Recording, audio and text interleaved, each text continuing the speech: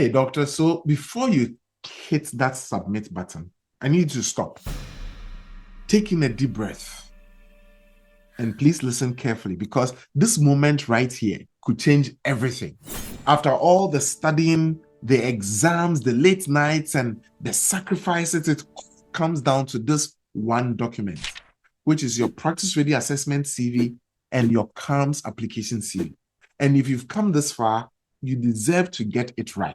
So today I want to walk you through your CV checklist, the one I use with my own students at MedCognito to make sure that your application is clear, complete, and ready for Canada.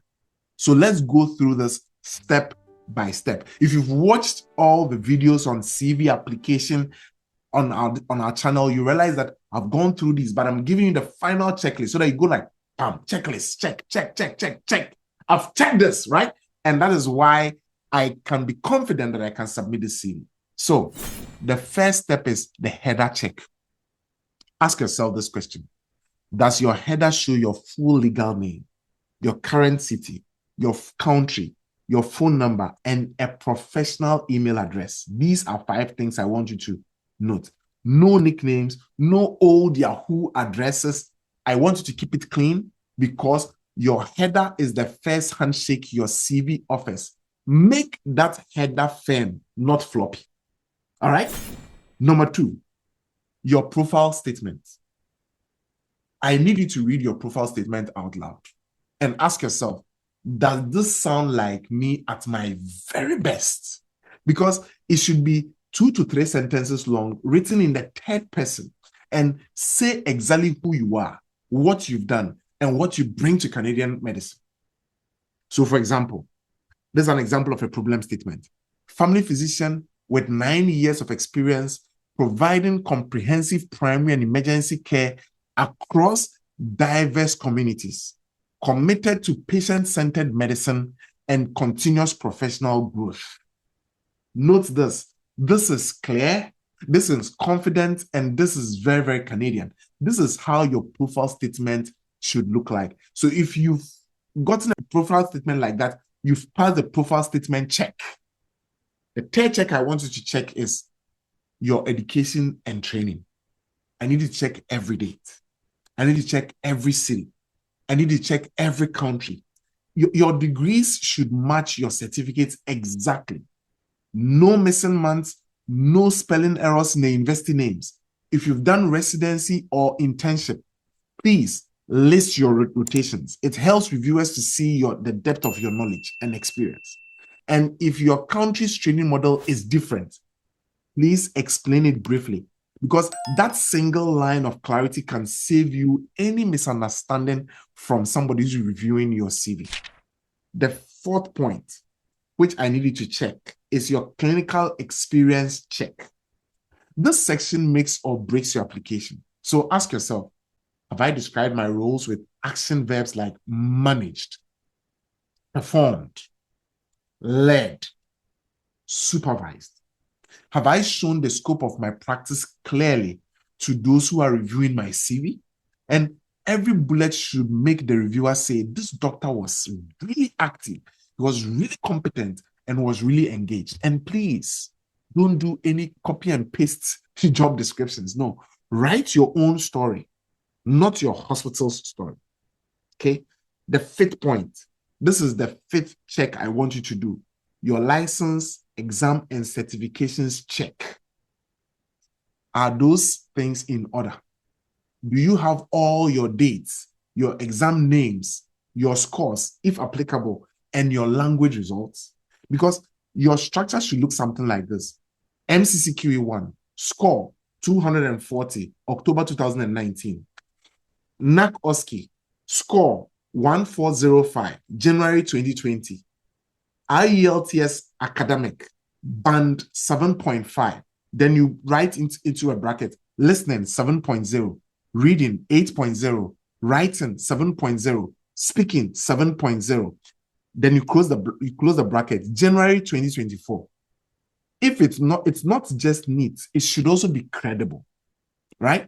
And if you've booked an exam or certification, add the word scheduled for the future. because that shows you are taking initiative and you are ready. And number 6, make sure that you pass the non-clinical experience check. What do I mean by that? Have you included your teaching, your volunteering, your research, or your administrative work? If not, I need you to add it to your profile. I need you to add it to your CV, okay? Because Canadian reviewers love seeing doctors who give back to the community. So your volunteering shows that you're compassionate, and your research shows that you are a disciplined doctor. Your teaching shows that you are a good communicator, like Dr. Bruni. And they all tell the story of a well-rounded, ready doctor. Then number 7, the formatting and layouts can check. I need you to also make sure that your formatting and layout is good. So this is where you step into the reviewer's shoes. You scroll through the CV once. You do it quickly. And does it look like a calm, professional CV, or is it chaotic and crammed together? I need you to remember, use one font, use one size, right? Make sure that the spacing is consistent and bullet points that breathe for you to know. And please, rename your file before you send it.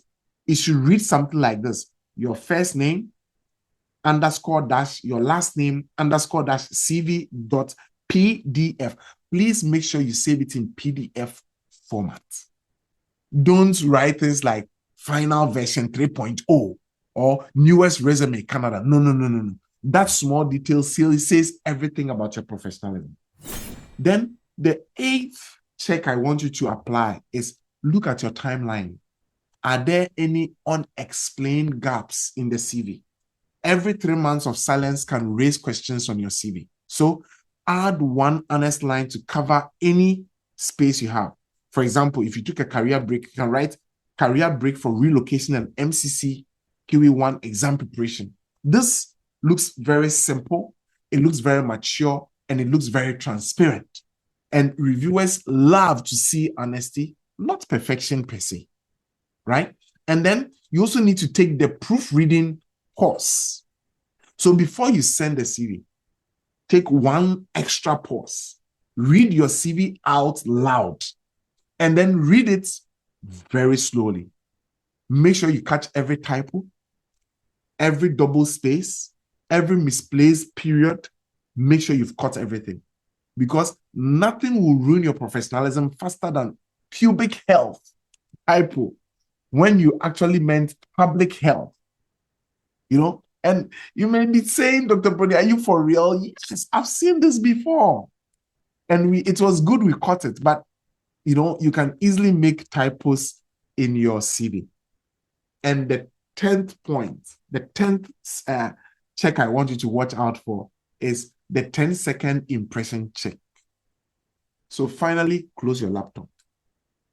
Take a break again. Then reopen your CV and give yourself just 10 seconds to scan through it again. And ask yourself, if I were a reviewer and I get this CV, how will I feel? Will I be confident? Does it look organized? Does it look calm? If yes, then doctor, you are ready to send it. If no, then don't risk sending it. When my students finish this checklist, something shifts in their mind, because it helps them to take their time to calm down and to review everything they are doing, right?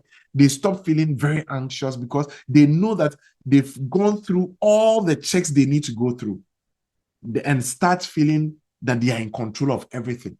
So because when you know your CV is complete and it's accurate and it's professional, you walk into the process with confidence instead of a lot of fear. And so, my friend, we've gone through this CV series, and if you are watching this right now and your CV still feels a little uncertain, we can always help you to fix it. Because at MedCognito, we don't only edit CVs, we build trust in your CV through the editing we do with you.